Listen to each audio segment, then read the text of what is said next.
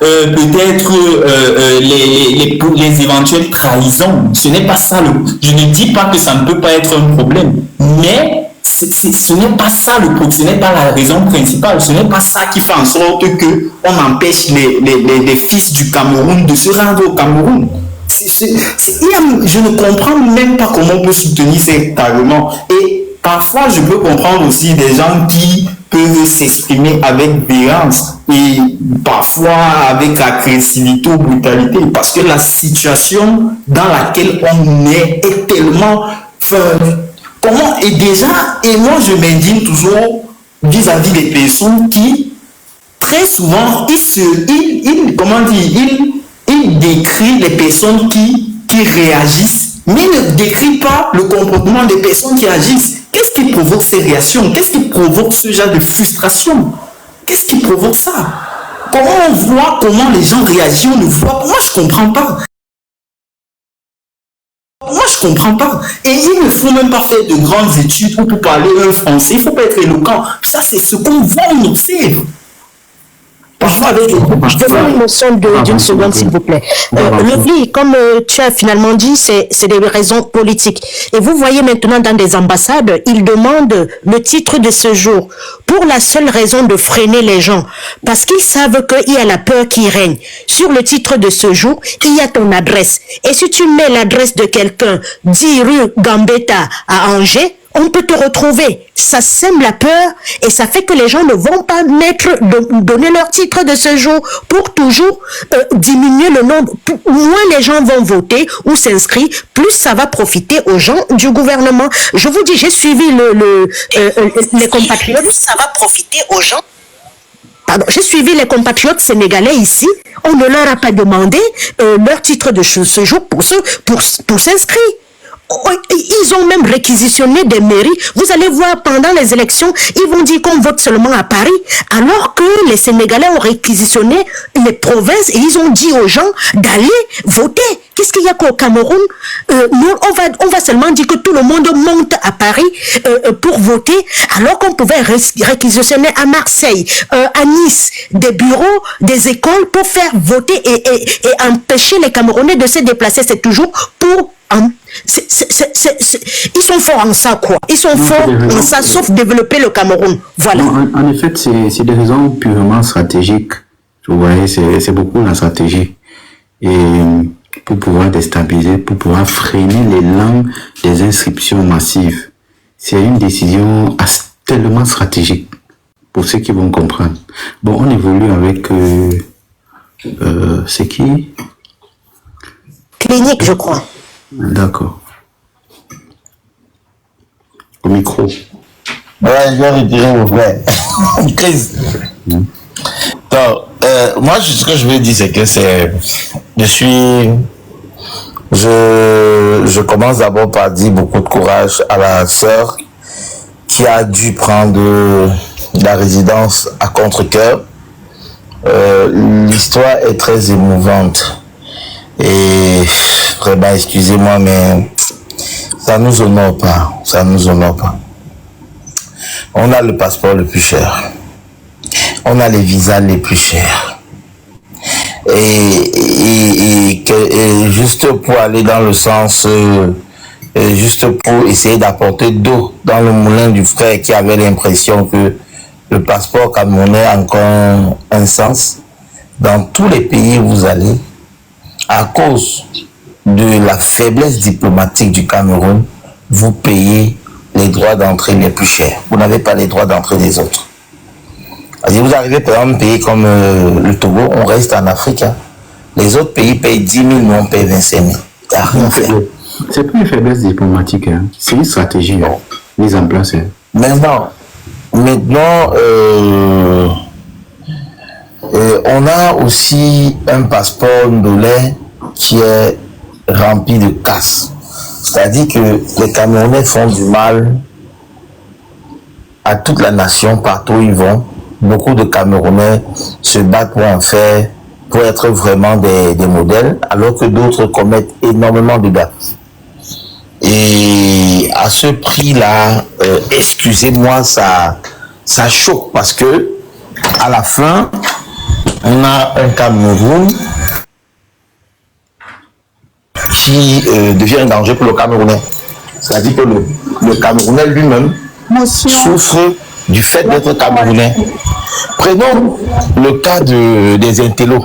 S'il entend, Motion clinique, demander le travail. il n'entend pas. Il n'a pas le réseau. J'entends, vous m'entendez pas? Oui, vous motion. Je demande une motion. Je demande une motion. Si on t'entend. Motion. Ok. En fait, clinique, tu as dit que les Camerounais, tu as dit un truc d'où les Camerounais font des gaffes et il y a des Camerounais qui essayent de faire des choses bien. D'après ce que j'ai entendu. Ah, il est descendu. Oh, c'est dommage. Son réseau c'est à moi de parler, non? Oui, anti-panafricaniste, tu peux Vas-y, anti-panafricain. Non, anti-panafricain. Panafricain. Voilà. Bon. Moi, de tout ce que vous avez dit, moi j'ai plutôt une autre vision de l'aspect des choses. Moi, j'ai à observer, je vois qu'on est dans un pays qui veut contrôler la population. Ceux du Cameroun sont déjà là, on peut mettre la main sur eux quand on veut, à volonté. Mais maintenant, ceux d'ailleurs, comment leur faire pression, comment mettre la main sur eux, comment les museler. Ils vont tout faire pour nous rendre la vie difficile.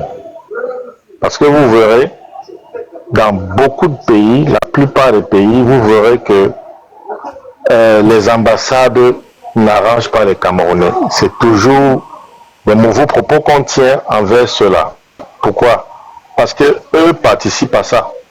Ils nous rendent les conditions difficiles et ils organisent leur système de vol jusqu'à ce niveau-là.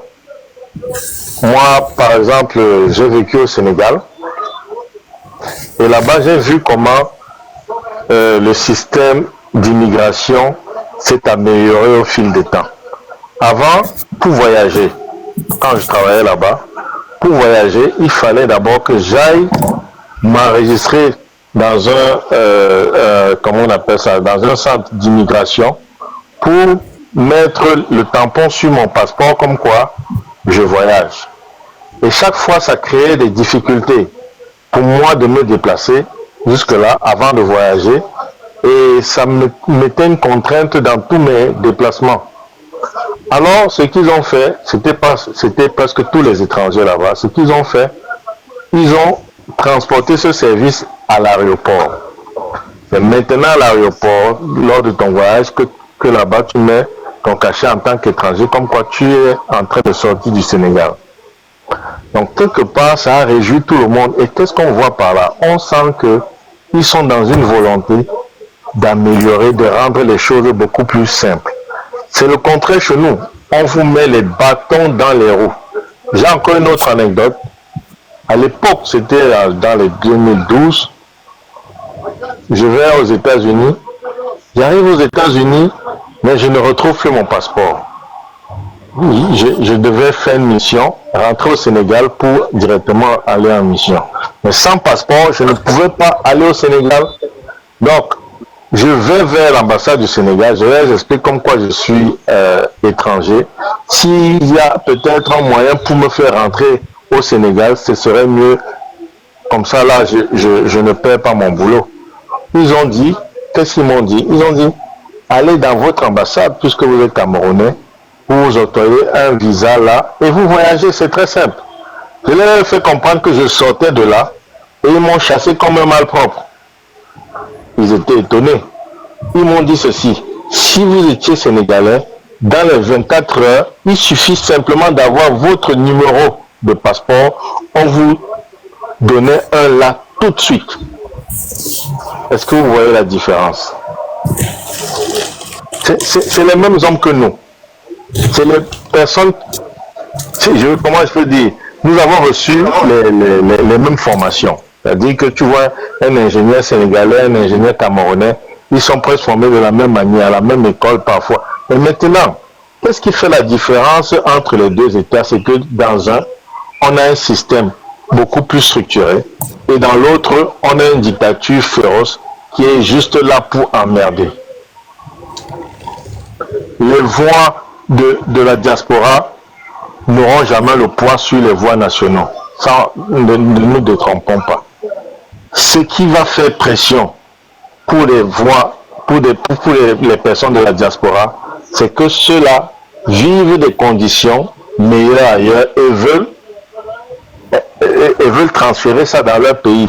Alors, si on transfère dans un pays comme le Cameroun un système beaucoup plus structuré, ça met à mal beaucoup de gens qui comptaient sur les verrous pour vivre. Vous verrez certains qui ne regardent pas leur salaire, mais leur poste parce qu'à ce niveau-là, ils gagnent bien.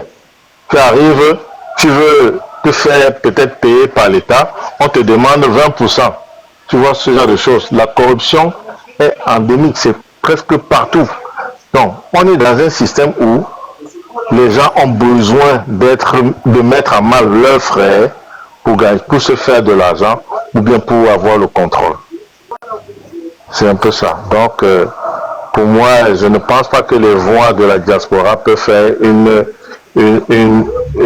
différence au niveau des élections présidentielles. Non, ça peut faire.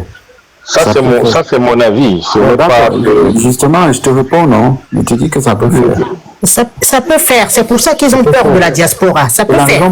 Mais pourquoi tu penses que tous les mécanismes qui sont mis pour freiner l'élan de développement de la diaspora par rapport aux élections et autres. C'est juste pour emmerder. C'est juste pour emmerder et c'est pour contrôler. C'est pour contrôler, puisque ça les arrange en quelque sorte. Justement, c'est pourquoi je te dis que si ça ne les... Mais s'ils bloquent ça, c'est ça ne les arrange pas au niveau peut-être du poids qu'ils peuvent représenter sur les élections. Non, ça les arrange au niveau du contrôle qu'ils ont sur nous pour ne pas transférer. Ouais. Anti-panafricain, on ne met pas des énergies sur quelque chose qui n'est pas important. Ça, c'est l'exemple d'abord, c'est le proverbe le plus simple. Ça dépend de comment je suis d'avis avec toi. Si tu vois, ils sont en train de casser, ils ont cassé tout, ils ont rendu encore les possibilités de pouvoir avoir accès au vote encore plus difficile. C'est parce en quelque sorte, cette diaspora-là les casse les couilles, si tu veux que je dise ça comme ça, tu comprends? Bon, si ce n'était qu'un simple jeu, si c'était quelque chose de stress un peu, mais tu crois qu'il devait perdre le temps à ça? Okay. Non? Je suis d'accord. Attention, je vous ai dit, attention aux réseaux sociaux, parce que les réseaux sociaux, c'est une arme fatale. Ok. Donc, on va évoluer aussi avec les autres. Attends, je finis un peu mes propos. Tu as bien dit qu'on ne met pas l'accent sur quelque chose qui n'est pas important. Mais maintenant, ça dépend à quel niveau tu situes l'importance. Pour moi, l'importance ici ne se mesure pas au nombre de voix. L'importance se mesure au niveau du contrôle de la diaspora. Quand ils vous contrôlent, ils vous empêchent de vous exprimer. Ils vous empêchent de peut-être éduquer la masse camerounaise qui va faire peut-être la différence indirectement. C'est-à-dire, il va faire un effet indirect au niveau peut-être des voix. Par exemple, par la prise de conscience des gens, un peu ce qu'on est en train de faire là. Non, ils ne peuvent pas. Regarde, ils ne peuvent pas empêcher la diaspora au niveau de la sensibilisation, mais au niveau de mettre les bâtons dans les roues pour que les gens de la diaspora puissent s'inscrire et voter. Et ils sont plus directs, en fait. Parce qu'ils sont plus directs. En fait, la diaspora est plus éduquée politiquement que les gens du Cameroun. La diaspora ça veut dire que c'est la sensibilisation, c'est pas au niveau des nombres de voix. Si le nombre de voix, attends, il y a combien de Camerounais en diaspora? On est près de 8 millions en diaspora. Si on a la double nationalité et que on est éduqué politiquement, on n'a même pas besoin des inscriptions du Cameroun pour gagner des élections. Si toute la diaspora s'inscrit, parce que tu te rends compte qu'en 2018, Paul Biya a soi-disant gagné les élections avec combien de personnes, avec combien d'inscrits? 3 millions. Imagine-toi que seulement la diaspora, si on est 8 millions, que la moitié s'inscrivent. Tu sais quelle balance ça peut pencher en faveur en leur défaveur? C'est beaucoup, il faut pas moi, je suis de ceux qui pensent que par rapport à la structure du Cameroun actuellement, ce n'est pas le nombre de voix, ce n'est pas le nombre de voix qui peut... Excuse-moi, mon frère, je ne veux pas vous interrompre, mais il faut dire la vérité. Je suis d'accord, je voulais juste reprendre la suite. On ne s'est pas inscrit à 3 millions de personnes, on a toujours été inscrit à hauteur de 6 millions, 7 millions de personnes. Le nombre de personnes qui sont normalement allées voter sont de 3 millions et quelques. Il y a eu les abstentions et il y a tout ce qu'on connaît. Et le chef d'État a été élu à 77% des 3 millions de ceux qui se sont rendus au vote. C'est-à-dire qu'il y a... Bon, pour terminer, moi, je suis de ceux qui pensent que ce n'est pas le nombre de voix qui peuvent déterminer une élection au Cameroun. Je précise bien au Cameroun.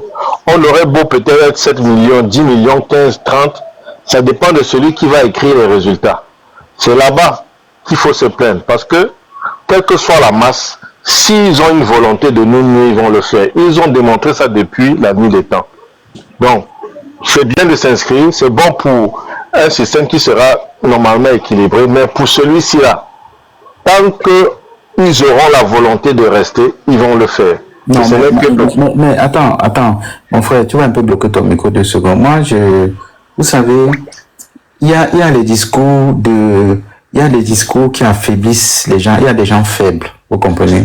Et moi, ce genre de discours, ça m'intéresse pas parce que ça rend les gens faibles, ou certains.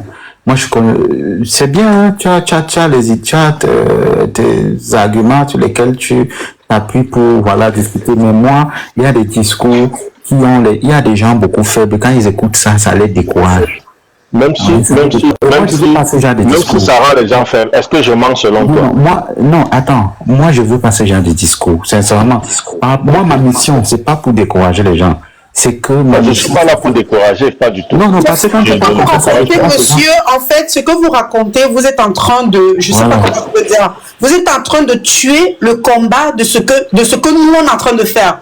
Voilà. Et ce que vous êtes en train de raconter est totalement faux parce que on peut gagner une élection et on va la gagner cette élection de 2025 et que vous le voulez ou non, les gens vont s'inscrire et les gens se sont inscrits massivement. C'est pour ça que je n'ai pas aux gens de s'inscrire. Inscrivez-vous. Monsieur, je n'ai pas. On avance. Je pense que là, tu as la parole. Motion, avec tout ce que deux mots, avec tout ce que il a anti-panafricain a expliqué, il finit par nous dire que ça ne sert à rien, qu'il va toujours. Mais non, j'ai envie de passer mon écran. S'il vous plaît, je n'ai pas dit ça. S'il vous plaît. Anti-panafricain, vraiment merci. Si vous me donnez. Merci. Moi, ça casse mon combat, mon frère. Je ne peux pas te donner encore 2 secondes. Je t'ai laissé 1 heure de temps. Moi, je ne veux pas les gens qui viennent avec les... Non, on ne peut pas, ils ont des... ils vont faire... Non. Ça veut dire que tu ne fais pas partie du combat. Sincèrement, je ne peux pas. Je veux les gens qui encouragent. Parce que si tu parles comme ça, il y a des gens qui sont dans la tête, ils sont pas très forts comme peut-être Maestro. Il y a des gens qui vont dire, ils vont gagner. Moi, je veux pas ce genre de dialogue-là. Voilà. Donc, on avance avec Ponce Pilate. Oui, bonsoir. Vous êtes dans un débat qui oppose le progressisme et le conservatisme. En fait, la loi, c'est très simple. Hein. La loi sur la multinationalité, la double nationalité, autant pour moi, c'est une loi effectivement qui date de 68. C'est une loi qui date de 68. Elle n'a jamais été changée. Elle n'a jamais été retoquée, comme on dit. Pourquoi? Tout simplement parce qu'elle arrange le régime. Elle arrange le régime pourquoi? Tout simplement parce qu'elle encadre un certain nombre de prérogatives au niveau de ces articles, tout simplement, ne serait-ce qu'au niveau de la répudication de la nationalité, au niveau de l'attribution de la nationalité, l'établissement d'un certificat de nationalité. Et à chaque fois qu'on regarde ces textes depuis un moment, qu'on en entend parler, on se rend compte que, en fait, le Cameroun n'a rien à perdre, mais tout à gagner. pour changer cette loi en fait. Bon, c'est vrai, souvent quand vous posez des questions à certains au cadre, ils vous disent oui, mais il n'y a pas de problème, le Mali est dans le même cas, le Togo, le Congo, il y a plus de 19 pays dans le monde, le Nigeria, les Pays-Bas, qui sont dans un système où il n'y a pas de double nationalité. Bon, après, ils vous renvoient et on vous dit, est-ce que là-bas, ça pose problème au niveau de la politique en tant que telle? Je dirais oui. Pourquoi? Parce que il y a la problématique du vote. C'est-à-dire que lorsqu'on vote, on a une double nationalité, on peut voter dans 2 pays. Bon, le Cameroun n'a pas signé de convention avec la France du fait que sous Ahidjo, on pensait le Cameroun différemment. C'est-à-dire que sous Ahidjo, les Camerounais avaient vocation à aller à l'école et à rentrer au Cameroun après leurs études. Entre-temps, il y a eu des progrès dans le monde, il y a eu des progrès, ne serait-ce qu'entre le Cameroun et la France, au niveau des différentes cohabitations et collaborations qu'il y a avec les 2 États. Ce qui fait qu'on aurait cru, par intelligence, que on retouche cette loi, cette fameuse loi, surtout l'article 1A, cette fameuse loi qui empêche les Camerounais, hommes, parce que ce n'est pas le cas pour les femmes, il y a une différence, une légère différence pour les femmes, elles ont le droit de garder leur nationalité si elles ne la révoquent pas. Donc pour les hommes, on ne comprend pas pourquoi le Cameroun... Non, pas si elles ne la révoquent pas, si elles ont acquis une autre nationalité par le mariage, c'est différent. Oui, non, mais ça c'est la loi, oui, mais il faut qu'elle demande à la garder. Il faut qu'elle stipule qu'elle demande à la garder. C'est la loi qui touche la répudication de la nationalité. C'est l'article 36-37 de la loi de 1968, très exactement. Oui, mais si tu es une femme et que tu te lèves, tu vas demander notre nationalité sans que ce ne soit par mariage, tu perds automatiquement ta nationalité camerounaise. Ça, c'est ce qu'il faut préciser. Tu ne gardes ta nationalité camerounaise que si tu acquiers une autre nationalité par le mariage. C'est ce que la loi stipule. Oui, par le mariage, mais tu fais la demande de garder cette nationalité. Bon, si tu te lèves de toi-même, oui, effectivement, là c'est différent, c'est que tu renonces à ta nationalité, c'est un peu logique, le texte est logique. Si tu te maries, tu as le droit de garder ta nationalité puisque tu acquiers une autre nationalité par le mariage. Bon, je pense que le texte est bien fait. Moi en fait, j'aimerais attirer l'attention juste sur, en fait, le non-sens et le côté conservateur du régime et le calcul conservateur du régime à ne pas avoir prorogé des lois, parce que la France même a proposé à ce régime à plusieurs reprises d'entrer dans ces conventions où la France et le Cameroun auraient des binationaux sur son territoire. Le Cameroun a refusé. Bon, et comme je le dis, la plupart des dirigeants vous renvoient sur les exemples d'autres pays qui n'ont pas la double nationalité dans leurs textes, comme le Togo, le Congo, le Nigeria, la Libye, il y en a pas mal, il y en a 19 à peu près, un peu plus de 19 de mémoire. Donc, le calcul est très dirigé, c'est-à-dire que c'est tout simplement parce qu'on a conscience historiquement de ce que représente la diaspora. Donc, n'oublions pas que Paul Biya est un ancien cacique de l'administration Ahidjo et qu'il a bien compris certaines choses, et notamment celle-ci, qu'il n'y a pas d'intérêt à avoir des opposants qu'on ne contrôlerait pas, qui seraient hors des frontières du Cameroun. Donc c'est pour cela que le Cameroun, jusqu'à aujourd'hui, a gardé cette idée conservatrice au niveau de la double nationalité. C'est un calcul purement politique. Je pense qu'il a encore plutôt verrouillé même. Et verrouillé notamment par rapport à l'ECAM, oui bien sûr, mais c'est un calcul purement politique. Hein. Le Cameroun ne gagne absolument rien, bien au contraire. Le Cameroun gagne absolument rien. Merci, c'est ce que l'on vous disait. On a dit, c'est purement politique. Je vous ai dit, il n'y a rien qui est fait. C'est-à-dire, non, je ne sais pas comment les gens vont comprendre ça. Et les gens viennent tenir le discours comme quoi, non, si vous pouvez faire ça, ils vont, tu vois, l'esprit de la paix. Oh, vous allez contaminer ça qui, moi, là. Non, pas ici, pas dans ce panel. Non. L'esprit de la paix, non, moi je ne suis pas animé par cet esprit. Hein. On avance, je pense que là termine, on t'a coupé. Hein. C'est juste pour dire que nous avons là, donc on a affaire à un régime qui est très conservateur. Hein. Bivonde Paul Barthélémy, son excellence Paul Biya, c'est quelqu'un de très conservateur. Et on ne peut pas diriger un pays à l'ère du modernisme que l'on est en train de connaître avec toutes ces avancées scientifiques et autres, avec des idéologies et des textes qui datent de 1968. Parce que ce texte de loi date de 1968. Donc ça veut dire c'est sous Ahidjo.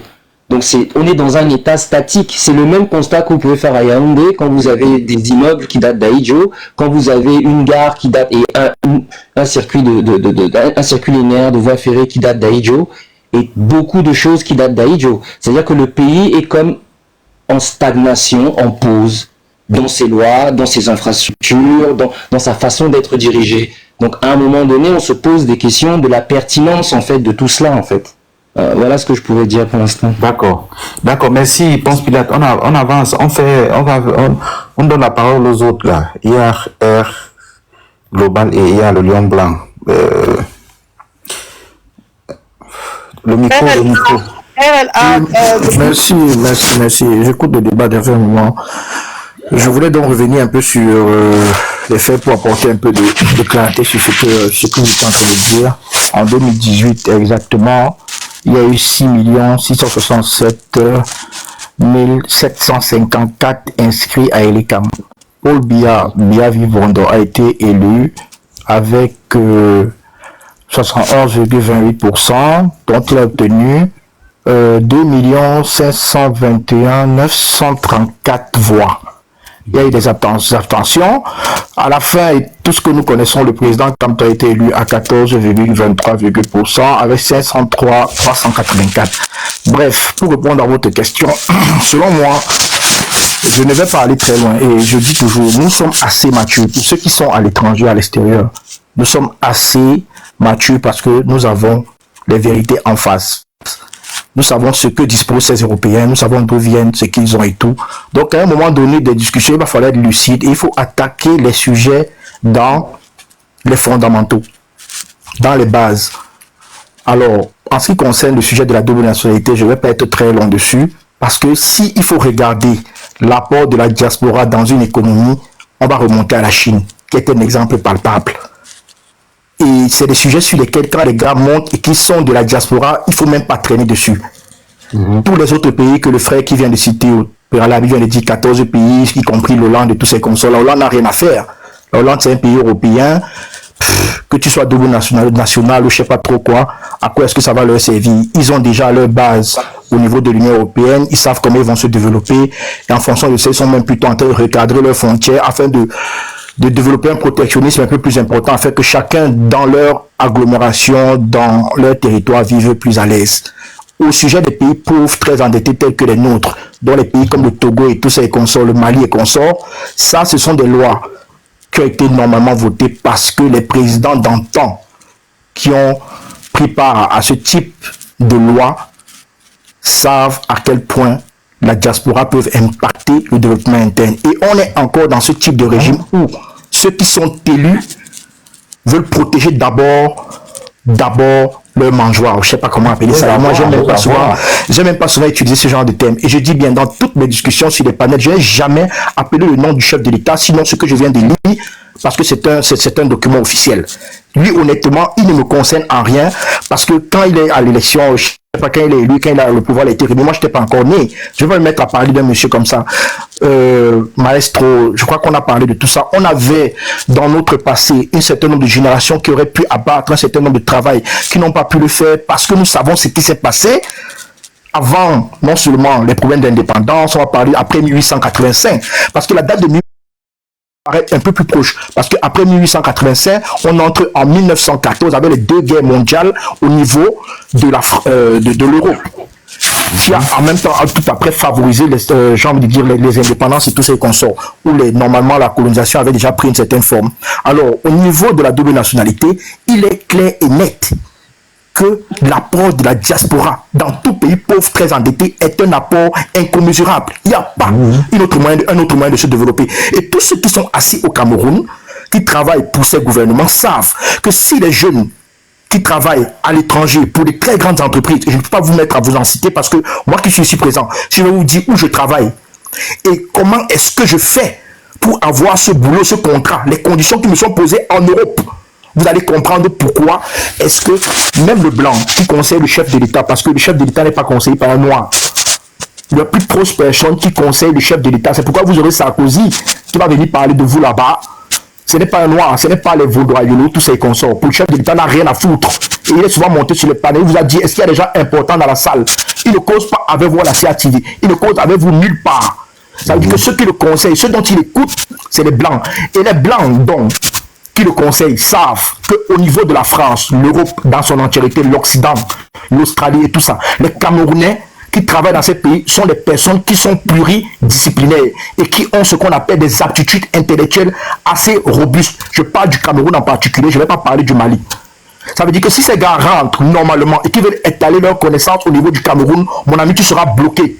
Si au Cameroun, à part pendant les élections législatives, communales et présidentielles, où on ouvre 3 semaines de débat, où en réalité on a le droit de parler de politique économique et finance, si les vrais gars qui sont à l'étranger, à la diaspora, de s'asseoir au Cameroun pour parler politique économique et finance, le président de la République va prendre son sac et partir de lui-même. On a eu un petit exemple. Mathias Eric Owonangini, qui est le fils de Joseph Owona. Moi, j'ai assisté quand je suis rentré, je vous ai dit, la semaine passée, je ne sais pas quand, j'ai travaillé avec ces gars, j'ai un peu vu, parce que moi, je suis du genre de personne, je ne badine pas trop, je parle sur les réseaux sociaux. Moi, je peux couper mon billet d'avion en 2025, je rentre aider le président Kanto si je veux.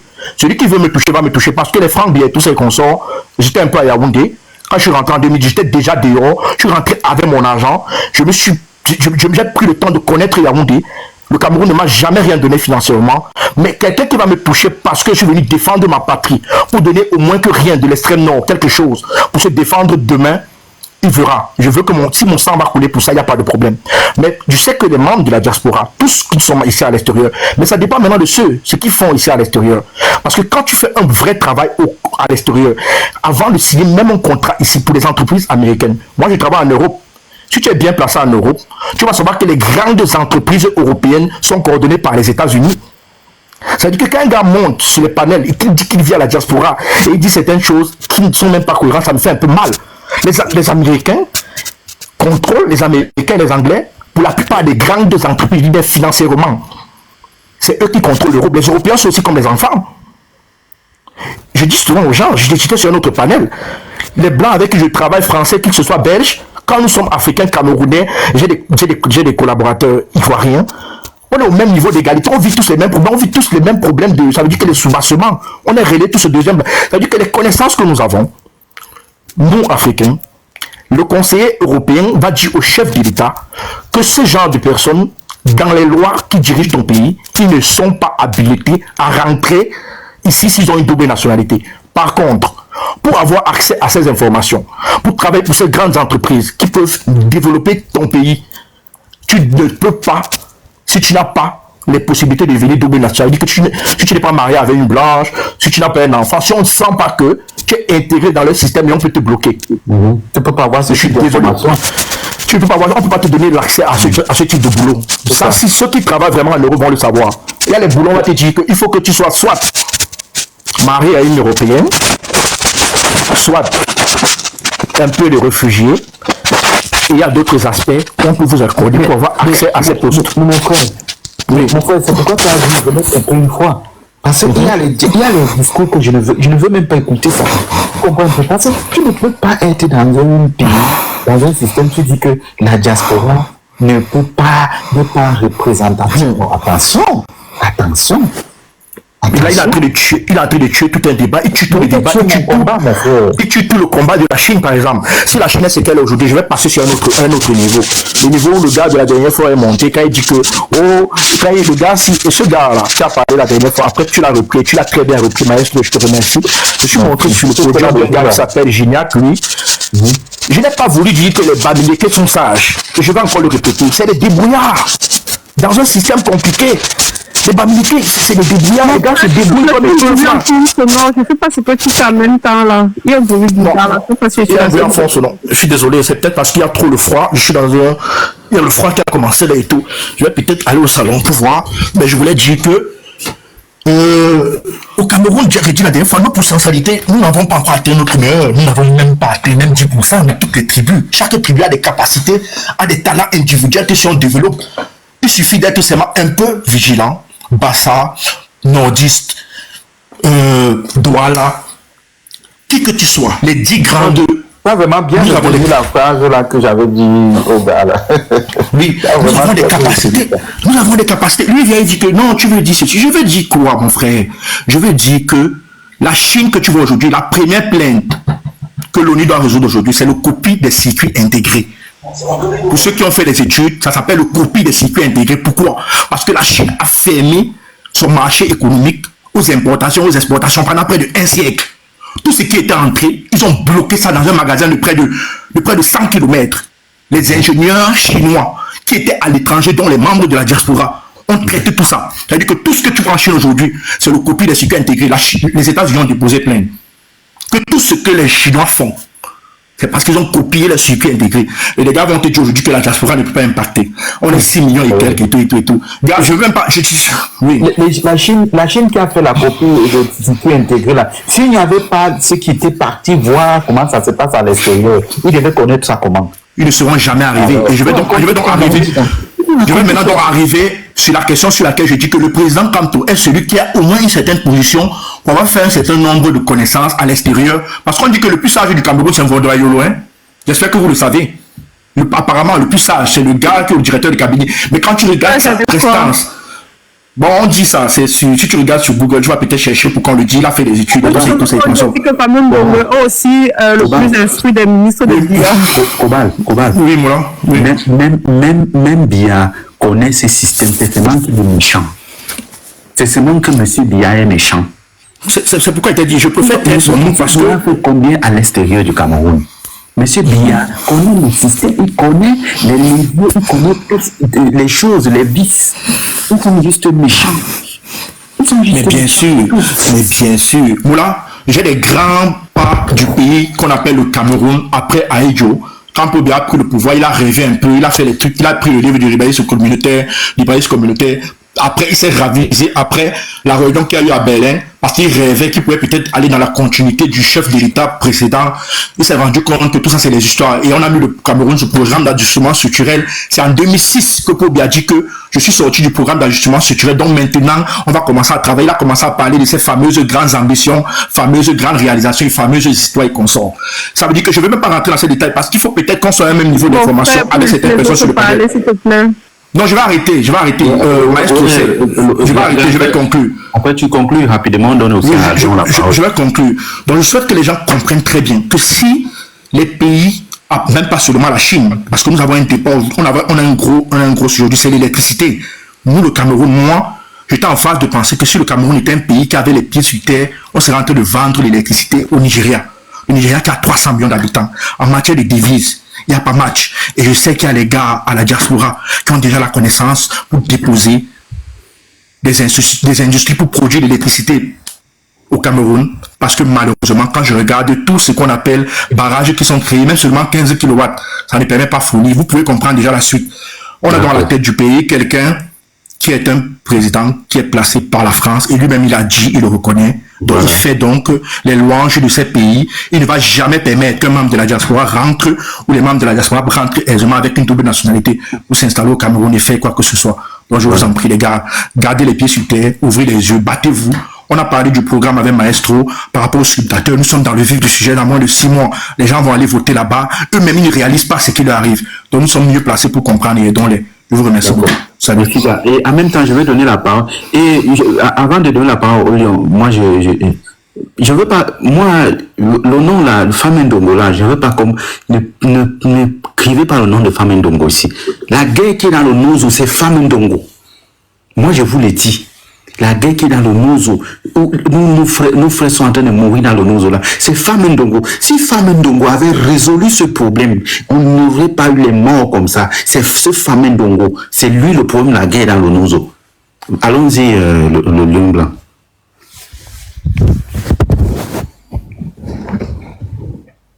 Ton micro. Lion blanc, ton micro. Oui, bonsoir.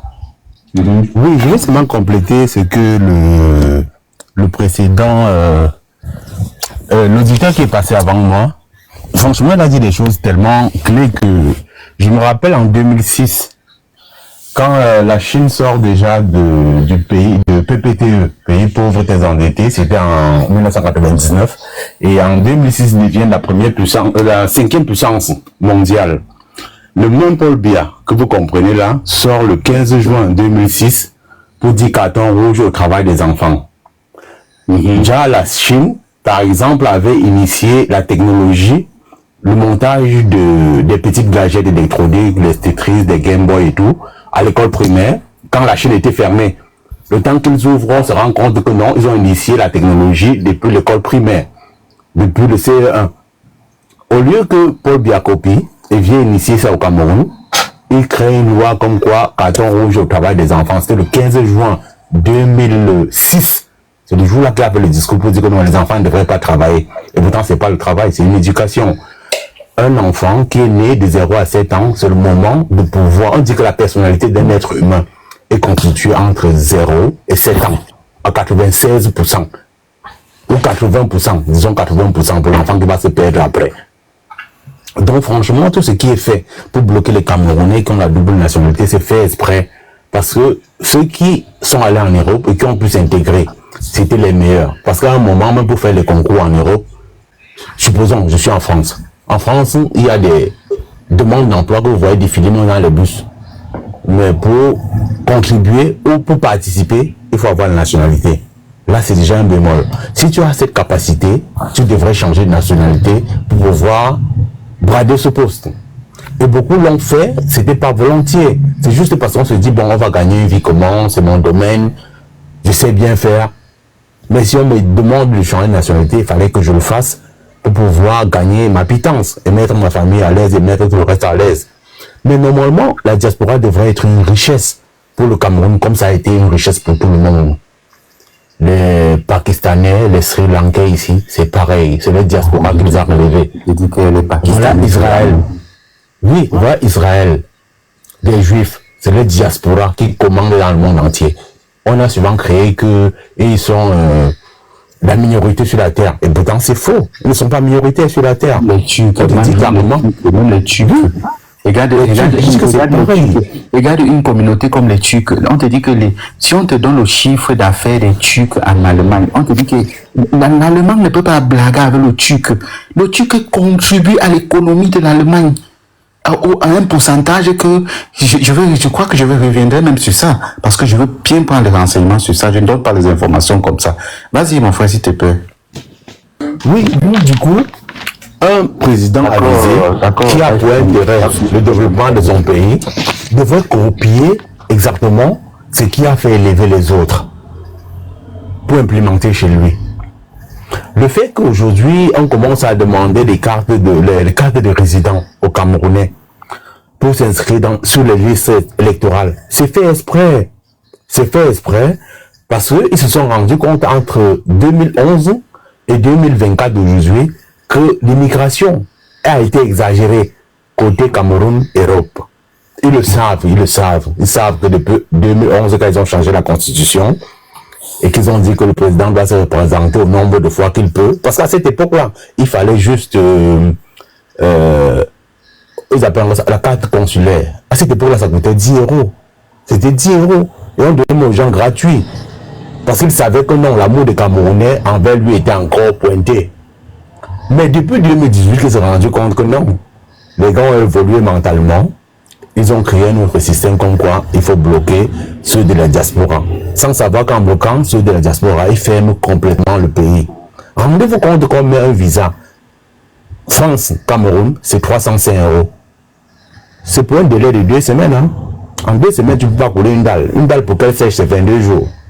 Donc une dalle pour qu'elle sèche, c'est 22 jours. Donc ils bloquent carrément le développement du Cameroun, mais de façon individuelle, pour dire que je veux construire mon chantier et faire une belle maison dans un coin. Il a bloqué ça depuis le visa de 305 €. Je dis que c'est bloqué. Maintenant, je me dis, nous, on est en enfer. On est en enfer. Si en 2025, on ne peut pas renverser la situation, c'est fini pour nous. Ce serait cuit. Ce serait cuit. Parce qu'il n'y a pas une autre issue. Il n'y a pas une autre issue. Et si on peut adopter n'importe quel moyen pour pouvoir inverser ce système, ce serait la meilleure des choses qui puisse arriver au Camerounais. Nous, aujourd'hui, de la diaspora, on constitue le PIB du Cameroun, je crois que c'est peut-être à 20%, parce qu'il y a 60% de la fiscalité, dont les impôts des Camerounais. Parce que j'entends les Camerounais qui disent qu'on ne paye pas les impôts. Non, le PIB du Cameroun le constitue à 60% de la fiscalité, donc les impôts, les tickets qu'on vend au marché, ils appellent ça encore, il y a encore quoi encore qu'ils appellent là, le mot là m'échappe, la patente. La patente pour ouvrir une boutique au Cameroun, c'est pas 5 francs. Lyon, est-ce qu'un jour, tu as entendu, un jour, on t'a dit que le pétrole du Cameroun rapporte tel montant au Cameroun? Un jour, est-ce qu'il y a un papier, un jour, on t'a dit ça? Tu connais combien les... Mais ils ne peuvent pas parler ça. Ils ne peuvent pas. C'est des dossiers, ça dit que c'est des informations qu'on ne peut pas te donner. Pourtant, l'opinion devait connaître. Tu connais, tu peux connaître le chiffre d'affaires que le pétrole, ou bien l'or, ou bien le bois, ou bien, je sais pas, le sol. On peut dire jamais. Ils n'ont jamais mentionné ça dans le PIB du Cameroun. Le pétrole, les métaux. Parce qu'au Cameroun, comment le fer? L'argile. C'est parce que les Camerounais ne savent pas que le ciment, c'est l'argile. C'est l'argile brûlée à 360 degrés. Et puis on manque une autre matière chimique, tout ça, ça devient le ciment. Les Camerounais ne comprennent pas, ils ne savent pas. Au Cameroun, on a tout. On a le ciment, on a tout au Cameroun. Il y a les montagnes de fer au Cameroun. C'est que les gars voient les montagnes avec les petits trucs. Il y a le fer, il y a le gravier. Voilà. C'est exploité, revendu avec des exonérations aux Camerounais.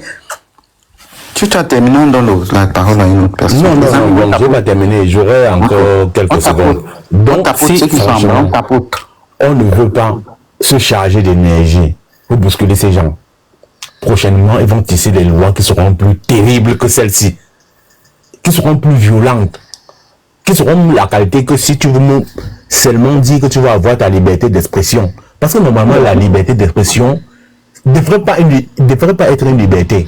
C'est comme respirer, non? Donc parler ne devrait pas être une liberté. Au Cameroun, on dit que la liberté d'expression, là, c'est une foutaise. C'est comme parler, c'est comme dormir, c'est comme boire de l'eau. Donc on t'empêche de parler, on te dit qu'on t'a donné la liberté d'expression. Ça signifie quoi?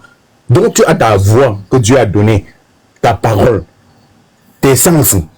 On te dit qu'on t'a donné la liberté d'expression. Ça signifie quoi en français? Parce que le Cameroun a accepté qu'on a donné la liberté d'expression après Aïdjo. Donc il est interdit de parler. Mon frère, pardon, passe la parole à quelqu'un. L'adrénaline monte. Si je quand tu entends qu'on a donné la liberté d'expression au Cameroun, qui peut parler des vraies choses qu'il faut parler? À part parler, insulter, qui peut, ce que je dis là, qui peut dire ça? On ne va pas te tuer. Tu parles de quoi? On ne va pas te tuer. Le combattant, tu es revenu encore, tu as la parole. Si c'est toi qui veux parler. Oui, je suis toujours là. Le live, lui, il me plaît. Le live, il me plaît beaucoup. Pourquoi? Parce que je suis dans un live où les gens parlent posément et moi, ça m'intéresse beaucoup. J'ai l'habitude de dire, et à chaque fois que j'aurai l'occasion, je vais dire à mes frères du MRC, apprenons à écouter, apprenons à parler posément, calmement, quel que soit le degré de frustration. Parce que je reconnais que nous sommes frustrés. Je reconnais. Par exemple, je suis né sous Bia, j'ai grandi sous Bia, je me suis marié, j'ai fait mes études sous Bia, je me suis marié sous Bia, j'aime mes enfants sous Bia. Donc c'est frustrant de savoir que je suis obligé de partir de mon pays parce que je ne vois plus l'issue. C'est frustrant. J'ai travaillé pour une entreprise, si les gens connaissent SNEF. SNEF travaille avec Nokia qui installait les équipements d'Orange Cameroun. Ce travail m'a fait parcourir le Cameroun. Il y a des personnes que quand ils arrivent ici, se mettent à parler du Cameroun, je dis, j'ai les larmes aux yeux. Parce que celui qui a parcouru le Cameroun, aucun moment ne peut souhaiter que ce régime soit là. En aucun moment. Si quelqu'un est parti de Douala,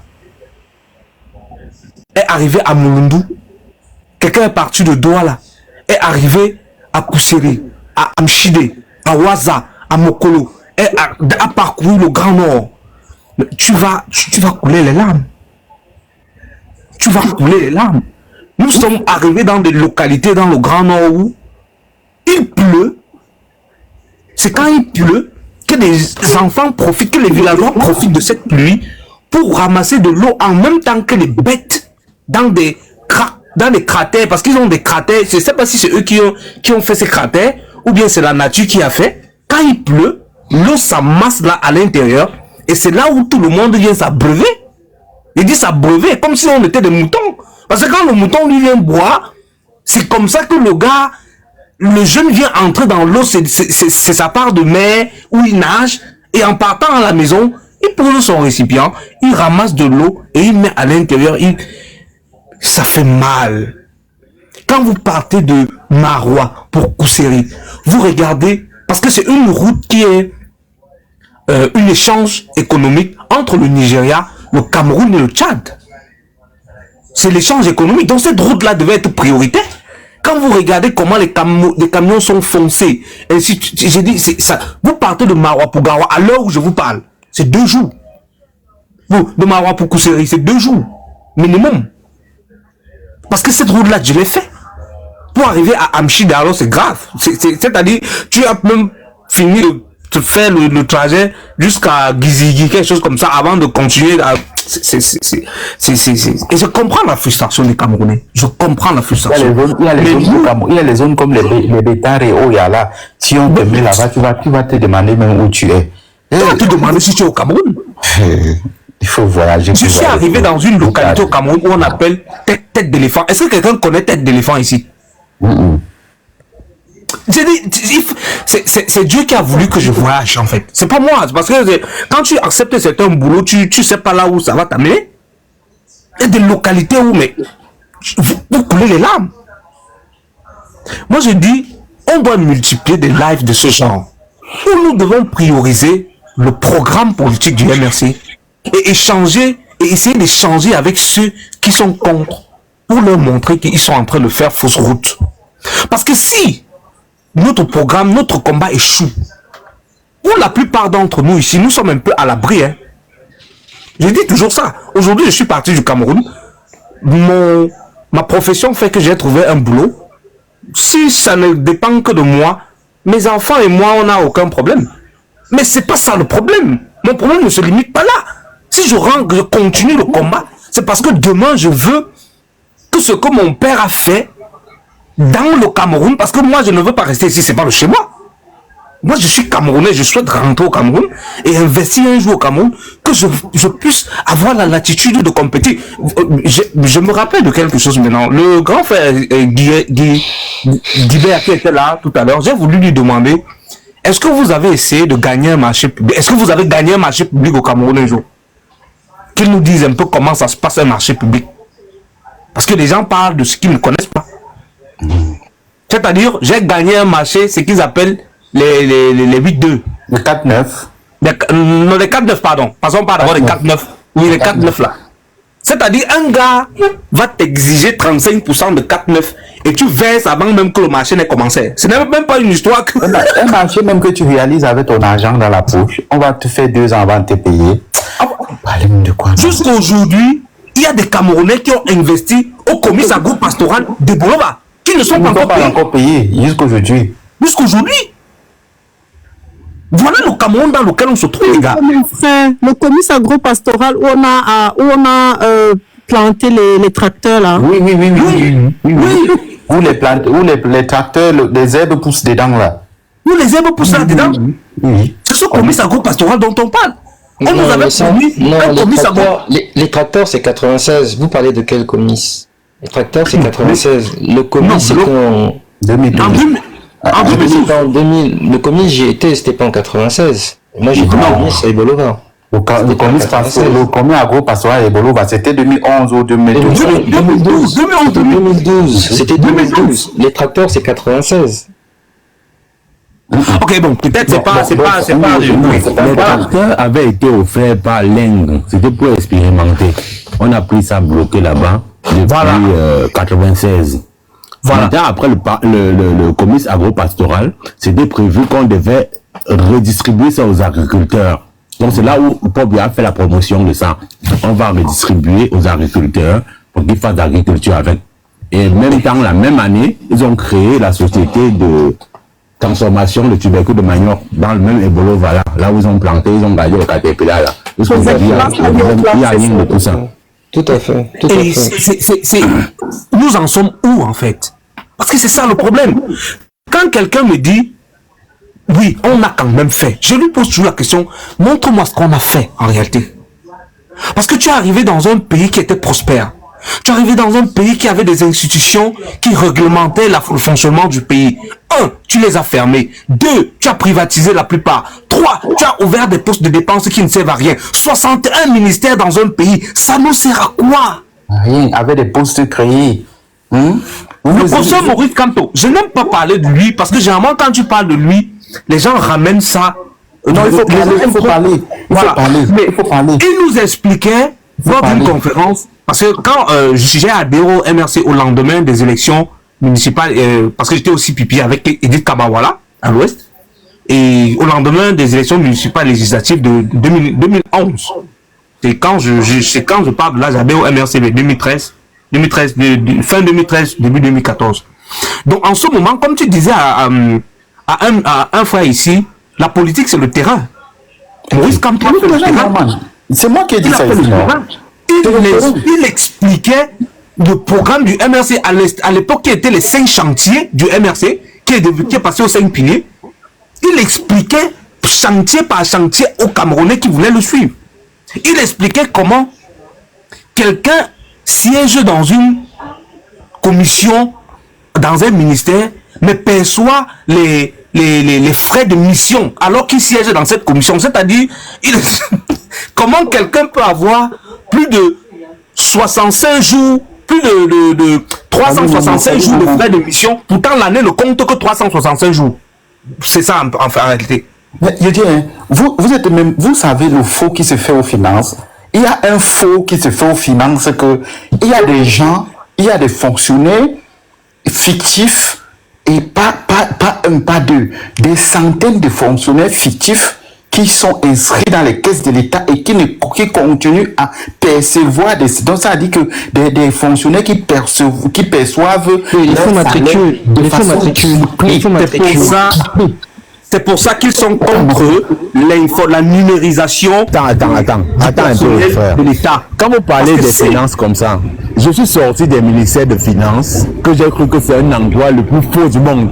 Le jour où on a estimé au Cameroun qu'on a braqué le ministère des Finances, on n'a rien volé. On a volé le disque dur et mettre le téléphone des voleurs. On a brûlé les papiers, on a brûlé les documents, les papiers, pour effacer les preuves. Seigneur, on t'a montré les bandits, tu as vu? C'était quelqu'un qui pouvait même taper quelqu'un en coup de poing. On connaît ça. C'est pour ça que si nous toilettons le fichier des fonctionnaires du Cameroun, on augmente le budget salarial de 35%. C'est démontré, ce n'est pas à discuter. Donc dans tous les ministères, il y a des fonctionnaires fictifs.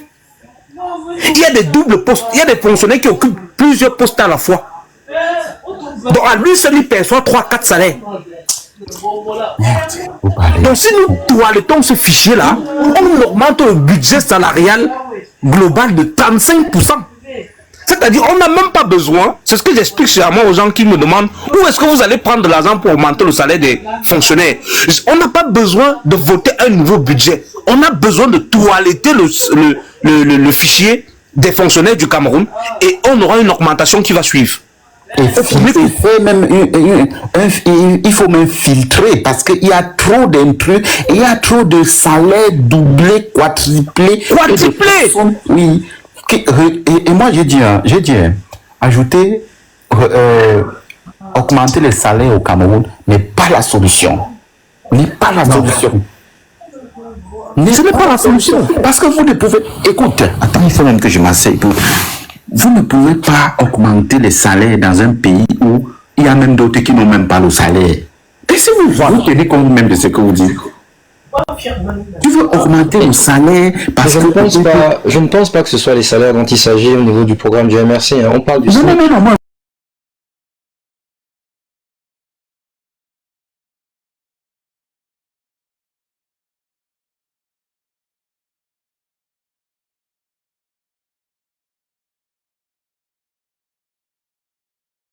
Parce que d'aucuns m'ont titillé parfois sur le salaire des des fonctionnaires et tout.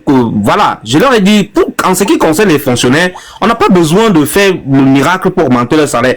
Maintenant, parlant du SMIC, on a déjà déployé l'arsenal comment je vais dire ça, pour augmenter le budget global pour le SMIC et tout ce qui va avec.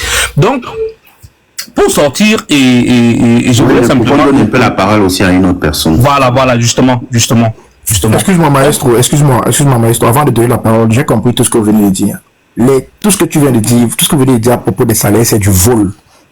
C'est du vol par les fonctionnaires du chef de l'État. Et ces mêmes vols continuent jusqu'aux ambassades. Jusqu'aujourd'hui, j'en parlais encore. Je ne vais pas donner le nom du pays européen. C'est très grave. Je parle des hommes bêtis du centre, avec les clans de Ngongo et les clans de ceci qui se bagarrent au niveau des ambassades. Maintenant, je vais vous prendre une loi de 2009 à 2011, 792 milliards pour les bons de carburant, les frais vestimentaires et les expéditions sanitaires. Combien est-ce que les SMIC ne pouvaient pas être élevés au Cameroun? Si ce n'est pas au moins 150 000. Je vais vous dire, comme je vous ai dit, j'ai travaillé pour aider le gars de l'université. C'est même un dossier qui m'a... J'ai perdu la tête. J'ai un live à faire sur le dossier là. Avec le faux, il y a un faux qui se passe au niveau du... Comment on appelle les trucs là au Cameroun là, les trucs là, ceux qui prennent en charge, pour les VX des responsables là. Les VX, c'est le carburant, c'est 10 millions de carburant. C'est ce que je t'ai dit. Pour le carburant, c'est 10 millions par mois par ministre. Je te dis non. Je te dis que je vais te dire. 10 millions par mois par ministre. Je vais vous dire, maestro, je te remercie infiniment pour ton live, maestro. Parce que à côté de ton live, avant de venir sur ton live, j'ai vu d'autres lives.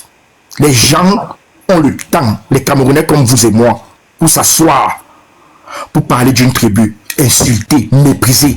C'est pour vous montrer à quel point la haine, la méchanceté sont en train de grandir dans le cœur des Camerounais comme vous et moi. Je vous ai pris un exemple. Je vous dis 792 milliards. Il parle de la chambre de commerce pour les bons de carburant, les frais vestimentaires. Et comment on appelle ça? Il y a une autre loi. Regarde-moi, les frais vestimentaires des ministres qui sont censés travailler pour les personnes au niveau de l'extrême nord. Le chef de l'État donne 350 millions. Le SMIC a 40 000. Ou c'est combien? C'est 39 ou c'est combien de mille? Aidons le président Kamto. Je vous en prie, faites tout ce que vous pouvez. Aidons le président Kamto. Ne restons pas sur le live pour parler le gros français. Nous avons le cœur, et je sais que nous avons le cœur. Aidons le président. Merci beaucoup. J'ai dit une chose, c'est que le Cameroun a besoin de, c'est pas les intellectuels qui manquent au Cameroun, c'est des gens qui disent que allons, passons à l'acte. Ce n'est pas les intellectuels qui manquent, ou bien la matière grise. Vas-y, mon frère, passons de la parole aussi à l'autre, là. On a trop tourné, là. Oui, débloque ton micro, mon frère. Le micro. Est-ce que vous... Est-ce que vous m'entendez? Oui, on t'entend, vas-y, il faut parler. Là, je suis en train de discuter vraiment je vous dis vraiment que je suis vraiment content de voir quand même les frères camerounais qui conscients de ce pays et que tout est consommé. Mais bon, avec mon frère, ça va parler comme ça, on t'entend pas. On va parler comme ça, frère, on t'entend pas, sérieux. Vous m'entendez maintenant? Oui, vas-y. Ok. Donc, je disais que vraiment merci et je vous passe quand même mes bonsoirs à tous les gens qui sont sur la panel. Et du coup, vraiment, tout ce qui se passe au Cameroun, vraiment, ça inquiète tout le monde. Et vraiment, c'est quelque chose que nous n'attendait pas, quoi. Quand même, avec un président qui a fait au moins presque lâcher de tout le monde qui se trouve au Cameroun, avec nos grands-parents qui sont déjà partis, et voilà, qui sont là et en train de battre le même système qu'ils étaient là avant nous, quoi. Quand on organisait les pas, nos parents nous dit, apparemment, ne t'inquiète pas, les choses vont aller, mais voilà, aujourd'hui, moi-même, je me rends compte que même moi, j'ai fait mes propres enfants d'origine, alors qu'avant que l'origine aussi était déjà là. Donc c'est quand même inquiétant, quoi. Parce qu'on se demande si aussi nous, ou si on va toujours partir, laisser ce même régime sur place avec nos enfants. Et c'est quelque chose que nous avons trouvé. Et du coup, vraiment, c'est déplorable. Et bon, ma petite contribution aussi que je voulais ajouter, c'est que, apparemment, tout ce qui se passe au Cameroun, les Camerounais ne devaient pas avoir peur. Les Camerounais ne devaient pas avoir peur pour aller au Cameroun. Moi, je ne vois pas que, parce que nous sommes ici en Europe, pour aller au Cameroun, il faut avoir peur qu'on va s'arrêter, on va faire ça. Non. Les Camerounais doivent enlever ça dans le cœur. Si les Ivoiriens vont chez eux, les autres peuples vont chez eux, les Camerounais ont le droit d'aller chez eux. Non, tu sais, non, mon frère, attends, il faut que je te rectifie un peu. Les Camerounais ont le droit d'aller chez eux, tu comprends? Mais le problème, c'est qu'il y a une dictature qui fonctionne à la terreur. Tu comprends? C'est la raison pour laquelle les Camerounais ne peuvent pas, parce qu'ils n'ont pas ils ont le sang à l'œil. Moi, comme ça, je ne vais pas, ils vont m'arrêter. Tu comprends un peu? Donc, tu ne peux pas dire qu'ils ne doivent pas aller. Oui, j'ai le droit de partir chez moi. Mais je sais que si je ne vais pas, ils vont m'arrêter. Je le sais. Tant que le système n'a pas changé. Et je ne suis pas le seul. Peut-être je suis le seul qui le dit publiquement, ouvertement. Tu vois? Je ne suis pas le seul. Donc, c'est pour te dire que les Camerounais ont le droit d'aller chez eux. C'est que quand tu es face à une dictature, un système qui gouverne à la terreur, je te l'ai toujours dit. Ça, c'est la gouvernance à la terreur. On dirait le cartel de Sinaloa. Tu comprends? C'est comme ça que ça fonctionne. C'est comme ça que ça fonctionne. Tu mets tes pieds, ils te prennent. Ils te prennent. Tu vois, donc, ça, tu peux pas dire ça. À moins que, voilà, sauf si tu disparais. Maestro, ce que tu es en train de dire, pour ajouter, si tu as raison, il faut que le frère le sache. Après 2018, il y a beaucoup de gars qui sont cherchés. Bibou Nisaka fait quoi? Tout ça. Moi, je suis sur le lien de la campagne de 2008 à Bonamoussa du président Kanto. Si tu tapes sur le lien, tu cherches, tu vas me trouver. Si on me prenait, j'étais parti. J'ai seulement évité ça de justesse. Et j'ai essayé de marcher un peu dans la loi. Dans les 3 semaines de campagne, j'ai essayé de me faufiler là pour aider le président parce que je savais que j'avais certaines connaissances que j'ai obtenues depuis 2011 et 2012. Aujourd'hui, je mets les pieds au Cameroun, on me prend. Et c'est pareil pour beaucoup d'autres entre nous. On ne peut pas. Le cartel de Cali, le Cameroun, ils ont 792 milliards pour les bons de carburant, frais vestimentaires, expéditions sanitaires. Toi, tu vas venir parler comme tu parles, on va te laisser. Ils vont te tuer sans regarder le derrière. J'en connais qui sont morts, mon frère. Ça, franchement, il n'y a pas de souci. Je vais dire un truc encore, c'est que, bon, moi, je vais dire, je suis quelqu'un que je vais au Cameroun presque tous les ans. Hein. Parce que j'ai, vous savez, bon, moi aussi j'ai ma famille qui sont là-bas. Mais tu parles, est-ce que tu parles comme Maestro? Comment ça? Tu peux partir au Cameroun, est-ce que tu sais... Non, Maestro, ne cherche pas à discuter. Ils ont déjà ta photo, tu es wanted au Cameroun. Donc, quelqu'un ne t'explique pas que vous ne pouvez pas comprendre. Tu es wanted au Cameroun. Je ne parle pas pour vous. Tu nous d'abord les attaquer d'abord jouer là-bas avant de je ne parle pas en votre cas particulier. Je suis en train de parler par rapport à moi aussi avec tout ce que je vois là-bas. Parce que moi, je vais au Cameroun presque tous les ans, et des choses que moi, je vois sur le Cameroun, c'est pas facile, c'est pas évident. J'ai aussi, là-bas pour certains travaux, que j'ai entamés là-bas. Et j'avais commencé à construire quelque chose là-bas au pays, entamer un petit travaux. Mais quand j'ai rendu compte que le pays n'allait pas bien, mais avant que les choses n'arrivent, avant même que la crise anglophone, j'avais déjà entamé certains business que je voulais monter au pays. Mais quand la crise anglophone est venue aussi ajouter, beaucoup de choses sont ralenties. Donc, du coup, je me suis dit, pourquoi on n'est pas tout mis en cause? Mais je me dis, est-ce qu'avec l'argent qu'on a déjà dépensé, autant de millions que tu as déjà mis en plus de 15 millions, est-ce que tu vas laisser tout? Regarde mon frère, tu vois, tu es d'abord d'accord avec moi. Attends, on ne peut pas. Je vais l'expliquer. Tu me parles de 15 millions, Joe. Non, moi j'ai pris mon argent. Attends, j'ai pris mon argent. Quand j'ai investi au Cameroun, Banque que vous connaissez là, m'a sonné 5 millions boy. Banque m'a arraché 5 millions par force. S'il vous plaît les gars, vous savez, moi j'aimerais qu'on discute, on ne ramène pas la discussion à nos intérêts égoïstes. Parce que tout le monde ici a certainement... Moi, je ne compte pas. Moi, je ne peux pas compter les choses que je faisais au Cameroun à cause de mes opinions. On m'a pris, je suis allé en prison. Tu comprends un peu? Je ne parle pas de ça. J'ai perdu de l'argent comme ça. Et mais qui va me rembourser? Je ne veux pas toujours ramener ça à moi. Moi, je suis dans un élan d'un combat collectif. Un combat de libération avec conscience d'abord personnelle. Parce que tout le monde a un problème.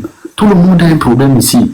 Tel va te dire, oh, j'ai mis l'argent. Oui, mais le problème, c'est que tout le monde a un problème. Qu'est-ce qu'on doit faire? C'est de se mobiliser ensemble pour dégager ce système. Bien sûr, bien sûr. C'est ça. Moi, je ne peux pas vous parler le nombre de les affaires que je faisais. Et parce que comme je parlais, on m'a pris. Mais j'étais en prison. Et puis, il y a une chose aussi que j'ai remarqué, c'est que la plupart des Camerounais, beaucoup qui sont ici en Occident, la plupart, je vais dire, la plupart ont pris la nationalité étrangère.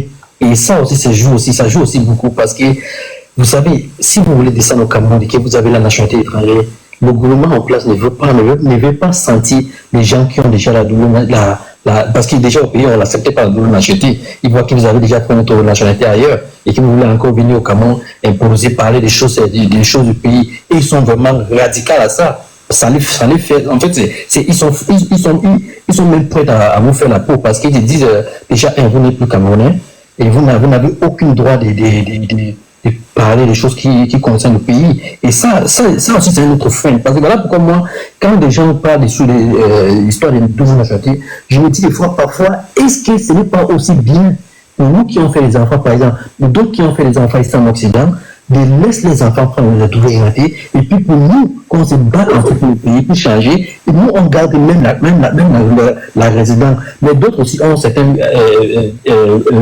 on dit, non, ils ne veulent pas garder de résident, ils veulent préférer être changé de nationalité. Parce que quand on peut changer de nationalité, moi je dis, par exemple, quand on change de nationalité, ça ne joue pas en notre faveur, surtout pour pouvoir combattre le système en place. On va trouver des clartés, faire nos pays, il faut. Motion. Oui, je comprends aussi. Monsieur, oui, madame. Vous avez, en fait, je me rends compte que c'est vous qui parliez plus tôt en bas, là, qui avez écrit pourquoi ne garde pas la résidence. Oui, parce que j'essaie de trouver la solution, madame. J'essaie de trouver qu'est-ce qui nous bloque. Parce que... Oui, mais en fait, quand tu travailles dans un pays européen et qu'on doit t'envoyer en mission, par exemple, dans un pays comme les États-Unis ou bien ailleurs, dans des pays qui ne sont pas du Schengen, tu as besoin tu ne vas pas attendre de demander le visa parce que ça met le temps. Et ton employeur ne va pas se le permettre. Tu risques de perdre ton emploi parce que tu n'as pas une nationalité adéquate. Tu auras besoin toujours de tracasseries pour demander le visa. On ne prend pas la nationalité parce qu'on veut, parce qu'on n'a pas le choix. On veut vivre aussi. Ce n'est pas parce qu'on ne le fait pas parce que on se dit ouais c'est pour les beaux yeux d'un X ou d'un Y. Non, on veut vivre, on veut travailler et on n'a pas avec seulement le titre de résident dans certains cas qui est limité. Tu n'as pas certains avantages que quelqu'un qui a déjà une autre nationalité, qui a déjà la nationalité européenne. Donc c'est un peu dans ce cas. Donc ne croyez pas peut-être que on le fait parce que non, on veut aussi vivre. C'est un peu ce que je voulais apporter. D'accord. Donc, je comprends. Moi aussi, je vais enchérir ça, s'il vous plaît. En France, par exemple, seulement à partir de chauffeur de métro, il faut que tu aies la nationalité. Chauffeur de métro, moi, les bus interurbains là, on te lance sur le concours de dire que si tu n'es pas natif, tu ne passes pas. Donc, il y a des situations que c'est obligatoire. C'est pas toi qui fais. Tu as ta famille à nourrir. Tu as ton cursus scolaire qui est dans ta tête. Tu connais tu as fait la formation, tout est plein dans ta tête. Mais au moment des élections, on dit que non, pour qu'on soit plus sûr de toi, il faut prendre la nationalité. Les légionnaires, là, on les donne la nationalité par force. On sait qu'ils vont passer bagarrer pour la France. Tu vas dire quoi à un légionnaire, un légionnaire?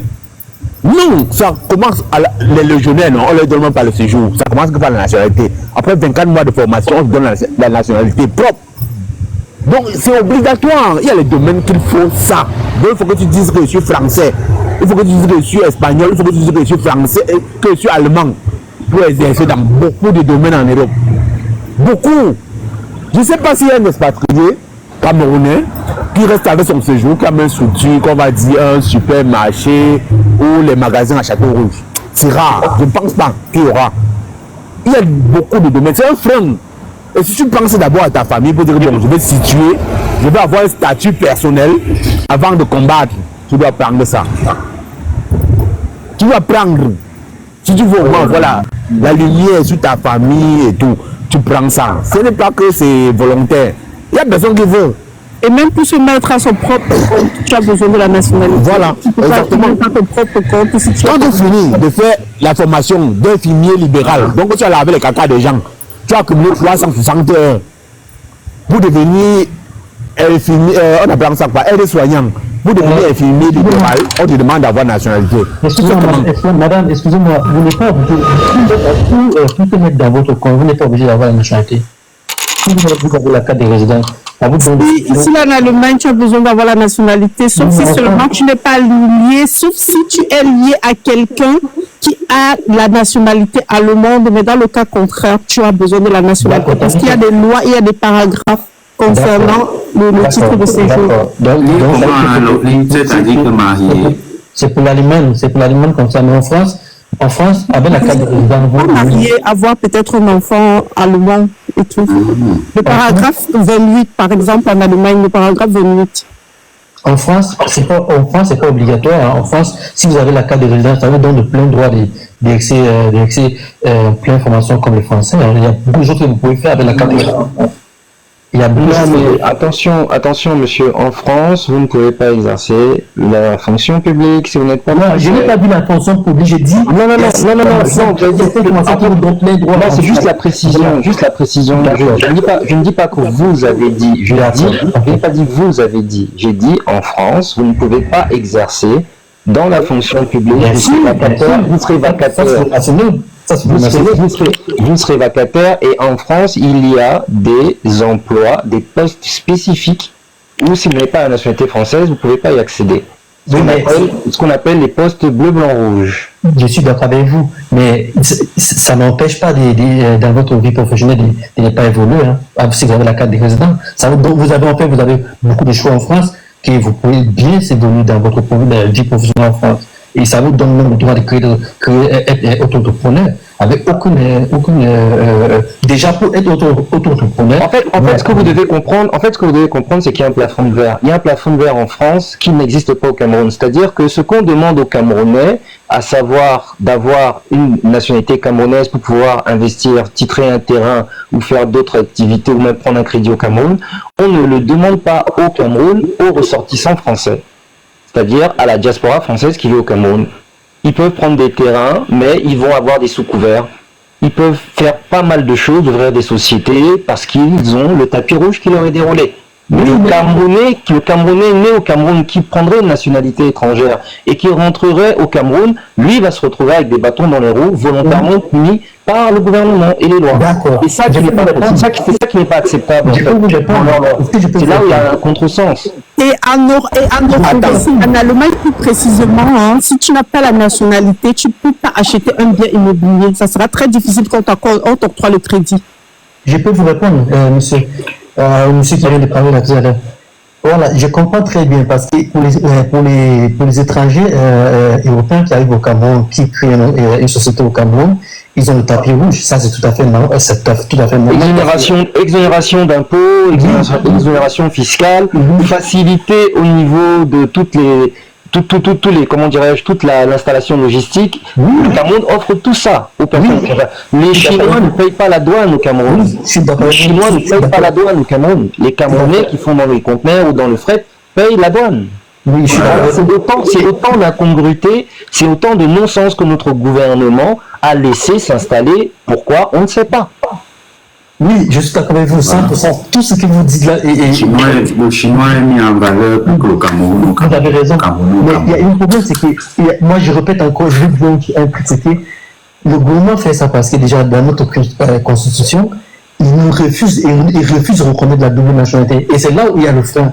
Voilà pourquoi j'ai dit tout à l'heure, comme je crois que pour ne pas être freiné, si vous remarquez, j'avais mis le mot freiné quand j'avais écrit sur quelqu'un qui me demandait avec quelqu'un en bas au niveau du commentaire, j'avais dit pour ne pas être freiné, parce que j'ai compris déjà que le gouvernement ne reconnaît pas la double nationalité au Cameroun, il ne veut pas, et il ne veut rien sentir. Et c'est là où il y a le combat.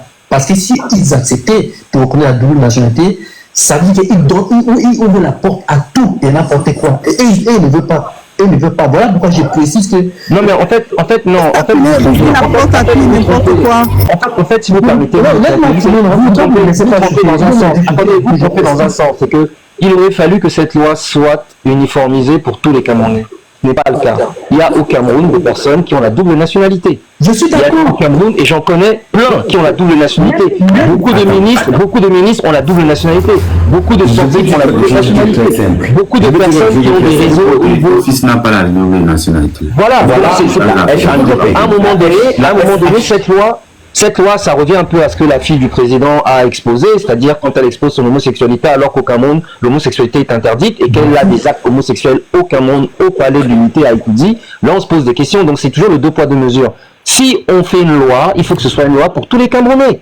On ne peut pas accepter qu'il y ait une loi qui dise qu'il n'y a pas la double nationalité. Le Cameroun ne reconnaît pas la double nationalité avec des articles de loi et autres. En plus, une loi qui est poussiéreuse, qui date de 68, et qu'on nous dise, par exemple, que Eto'o-Fils, qui est à la tête de la Fédération camerounaise de football, a une double nationalité. On ne peut pas comprendre. On ne peut pas comprendre.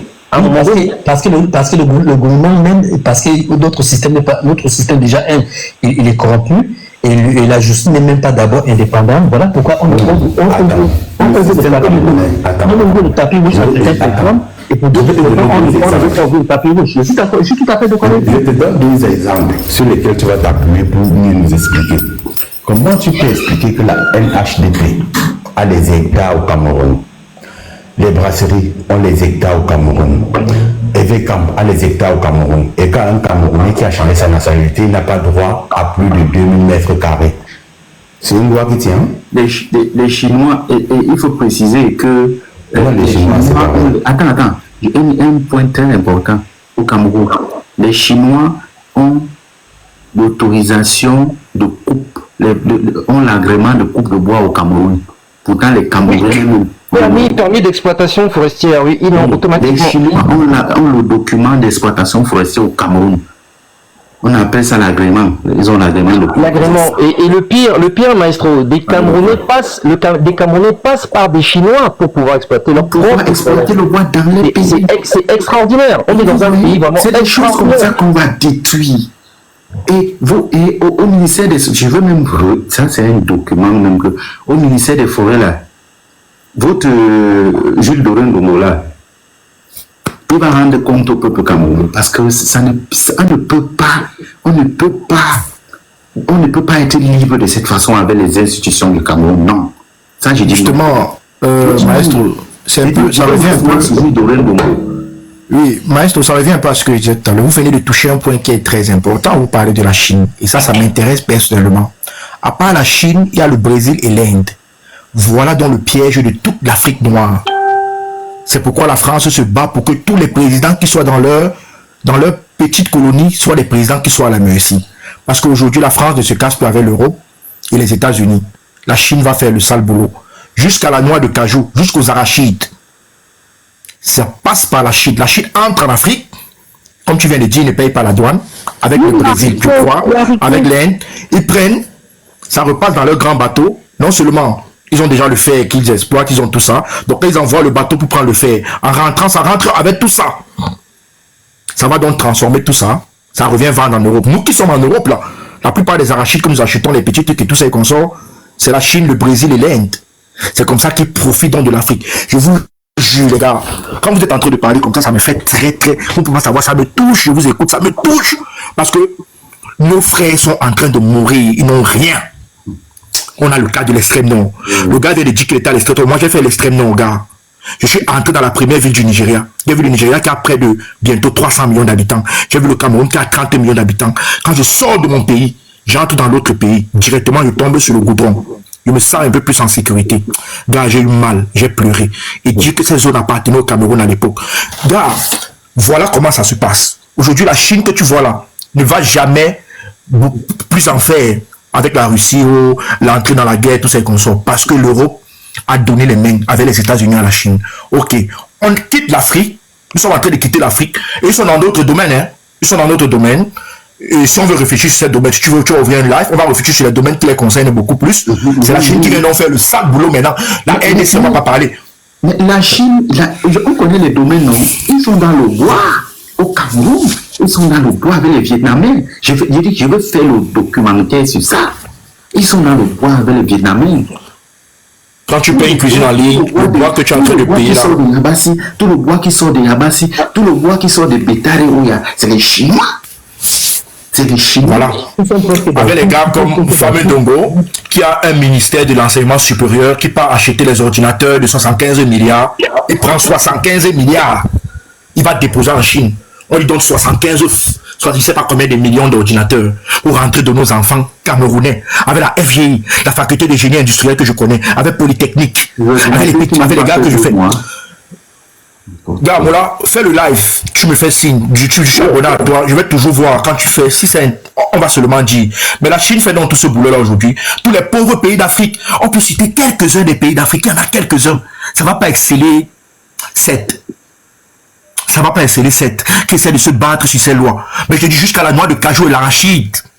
Quand je paye l'arachide écrasé pour faire une petite sauce d'arachide avec le riz, pour faire manger à quelques amis ici là, ça vient de la Chine ou du Brésil. Et ils sont passés par derrière, à lâcher ça en Côte d'Ivoire, au Cameroun et un peu partout là, ramener en Chine, venir vendre en Europe, se faire de l'argent. Quand on a commencé à dire au Cameroun que ils ont en 2021, en 2021, il y a une circulaire là qui est sortie au ministère des Forêts, comme quoi les grumes ne vont plus sortir du Cameroun, qu'on va transformer les grumes au Cameroun. Va voir débarcader le bois qui sort, on embarque pour la Chine, pour les ports de Guangzhou, il faut aller là-bas pour voir. Attends, je te parle de 2021, maestro. En 2021, il y a une société qui exploite le bois depuis au Cameroun. Franck Bia devient actionnaire de cette même société. Il part récolter le bois dans les zones non légiférées du Cameroun. Il part voler le bois dans d'autres circonscriptions qui ne concernaient pas cette société. Il vend. Après, en 2023, le même Franck Bia crée une société qui dit qu'il vient en support pour relever Camtel. En 2024, Camtel achète la société qui vient les soulever économiquement et revend en 2026 au gouvernement avec une plus-value de 180%. Donc du vol. Donc tu viens relever une société, ils achètent ta société et ils la revendent un an après avec un pourcentage de 185%. C'est du vol pur. Tu demandes que mais c'est aujourd'hui à Château Rouge, le dossier là, non, le Mausolée, c'est la Chine. Oh, vous jouez. Non, je veux dire, on va faire le truc là sur l'exploitation forestière là. Pense que là, je vais lancer le live sur ça. Parce que il y a des choses que le peuple camerounais doit comprendre. Parce que on ne peut pas les ressources d'un pays comme ça. Entre-temps, les gens n'ont pas même l'eau à boire, l'eau potable. Non. Oui, si tu fais un live dans ce sens, maestro, je vais t'écrire, tu t'intéresseras aux ODE, c'est les opérations de développement extérieur de la Chine. Là, tu vas avoir une vue d'ensemble de tout ce que la Chine, de tout l'argent et les financements que la Chine injecte en Afrique. Et si tu t'intéresses notamment au Cameroun, tu auras une vue de ce que la Chine injecte au niveau financier et quels sont les types de contrats que la Chine passe avec le Cameroun et tu vas être très surpris, très étonné et très déçu parce que ce sont toujours des contrats de type de financement où la Chine exploite nos sous-sols. En contrepartie, elle apporte une expertise pour le développement de projets infrastructurels comme celui du PAK, le port autonome de Kribi, où c'est la Chine qui a pratiquement à hauteur de 2 échéances de financement financer le port. Et tu vas te rendre compte que à côté de ça, on leur attribue des choses qui sont de l'ordre de l'inchiffrable. Parce que lorsque tu permets à un État d'exploiter sa sous-sol, tu ne peux pas savoir qu'est-ce qu'il exploite. À l'Est, il y a eu un scandale en 2022 où on s'est rendu compte que les Chinois sortaient de l'or en camion. Et ce sont des paysans qui ont fait cette découverte. L'État était complètement dépassé. Et on ne savait même pas combien de camions étaient sortis. On s'est rendu compte qu'ils étaient aussi tombés sur un filon de mercure. Voilà. C'est pas que l'État est dépassé, il faut comprendre ce qui se passe. Ils connaissent ce qui se passe. Moi, j'ai travaillé 6 mois comme délégué médical au Cameroun. Et je travaillais dans la société Sanofi. Si vous avez connu Sanofi. Ce que j'ai vu là-bas est ahurissant. C'est-à-dire, pour qu'un médicament arrive sur le marché au Cameroun, il y a un document que le fabricant les gars, dites vos derniers doit remplir. Je sais pas, parce que tu te rends compte que la plupart des médicaments qui sortent de l'Inde, de la Chine et tout et consorts qui entrent dans le marché, c'est que le gars est venu avec un document, j'oublie le nom du document, il peut avoir le gars du ministère et il ferme sa bouche. Il lui donne le truc et ça passe. Ce n'est pas que le gars du ministère ne connaît pas. Ils connaissent que ça sort. Mais on lui dit qu'en te verser 2 milliards à l'État et te donner à toi 300 millions, tu préfères quoi? Il préfère prendre ces 300 millions. Maestro, tu viens de dire qu'il faut qu'on dise nos dernières paroles. Heureusement qu'on finit sur un de ces sujets qui est un des plus importants, qui dépasse même l'entendement de ceux qui nous gouvernent, dont le chef de l'État, parce qu'il n'a pas la capacité intellectuelle, morale, les couilles d'un homme pour défendre ce type de projet en principe, ce type de pensée, ce que nous sommes en train de parler là. Et si même nous voulons vraiment aller dans le vif du sujet, même les Chinois, puisque TikTok et Chinois peuvent s'en prendre à nous, mais il est quand même important de lui dire, nous sommes allés mourir pour aider ces peuples européens à sortir de la Deuxième Guerre mondiale où ils étaient en captivité par Hitler. Donc je comprends un peu très bien ce qui s'est passé. Mais aujourd'hui donc, délibérément, ça c'est ma conclusion, ils ont choisi le développement de la Chine. Et je ne vais pas entrer dans ce sujet, c'est quand la prochaine fois tu vas venir, on va dire comment la Banque mondiale et le Fonds monétaire international dispersent donc l'argent dans le monde entier. Puisque nous cotisons tous. Nous faisons tous partie du Conseil des Nations. Aujourd'hui, la plupart de la somme qui est investie dans le monde est donc attribuée aux pays asiatiques. C'est pourquoi tu vois qu'il y a une certaine force de développement de ce côté-là. C'était l'euro, avec pratiquement 37 ou 40% récemment. L'Afrique n'a que 2%. Et à cause de l'éducation. On parle de ça demain. On va parler de ça plus tard. Voilà donc que les Occidentaux ont choisi d'enrichir la Chine. La Chine à qui on a prêté 4 milliards, c'est pour vous amener à comprendre. Le chef de l'État était là-bas récemment avec son fils. Les gens qu'on a mis à côté, c'était des danseurs, des noirs qu'on a pris n'importe où, payés par les ambassades, comme c'est leur travail, afin de l'acclamer et chanter son nom comme d'habitude. Mais voilà comment nos peuples à l'extrême nord sont en train de mourir. Je te souhaite une très bonne soirée. Je vous souhaite à tous une bonne soirée. Je vous remercie pour votre participation. Et on espère qu'on sera bientôt. Pardon, s'il vous plaît, je vous en prie, je vais couper le direct. On se dit bonne nuit, on se voit demain, s'il vous plaît, les amis. Je sais que vous avez encore à dire, mais je voulais parler des médicaments. Voilà. Bon, voilà une société de médicaments qui se trouve à Lopom là-bas. C'était la société de Célestin Tawamba. Il avait créé pour fabriquer les médicaments. Les taxes que le gouvernement camerounais a exigées le permettaient de vendre un seul médicament de paracétamol Célestin Tawamba de la pasta. Le représentant des hommes d'affaires là du Cameroun. Oui. Il a la société à Lopom. Oui. Là-bas. Après le rond-poulant, direct. Après le rond-poulant, juste après le rond-poulant là. La société il a fini de construire. Les amis, ceux qui sont dans le direct là-bas, abonnez-vous de couper bientôt. Il a fini de construire la société. En cette période-là, on vendait une plaquette de 10 paracétamol à 100 francs. Le gouvernement l'a imposé au point où il devait vendre un comprimé à 40 francs pour s'en sortir. Il a laissé la société là comme ça, c'est construit là-bas comme ça pour rien, on n'a jamais exploité. Nous fabriquons un médicament, on n'a jamais fabriqué là-bas. Nous sommes un gouvernement qui est là pour détruire. Les gars, merci. On fait bonne soirée, papa. Ok. Merci. Voilà. Les amis, on se voit demain, comme on s'est dit. Ceux qui sont dans le direct, abonnez-vous. Ceux qui ne sont pas encore abonnés, pour ne pas oublier la page. Et on se dit à demain. Voilà. Portez-vous bien.